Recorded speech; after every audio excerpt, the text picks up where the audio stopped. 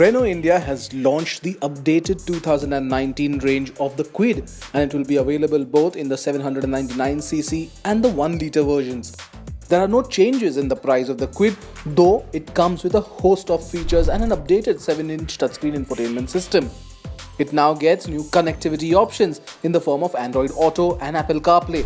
It also has a push-to-talk button allowing for ease in operations and better accessibility to all applications like music, videos, navigation, all of which can be seamlessly used through your smartphone.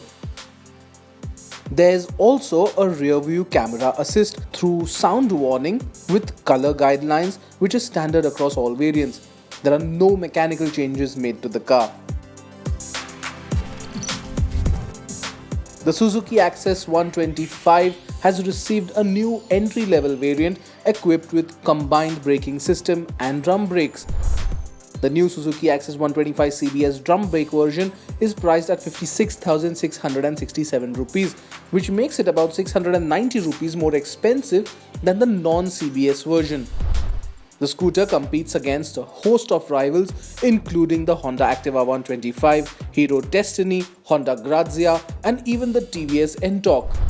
Apart from the addition of CBS, the Suzuki Access gets no mechanical changes.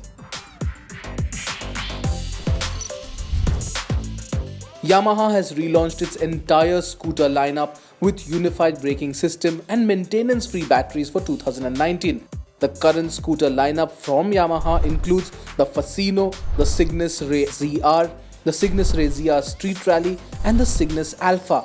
Additionally, Yamaha has also introduced a new season green color for the FASCINO. Yamaha has updated the prices of the scooter range too. The ranges of the scooters remain the same though, and the company has made no mechanical changes to it. So if you love our videos, you've got to give us more power to bring you even more, and to do that, all you have to do is hit the subscribe button.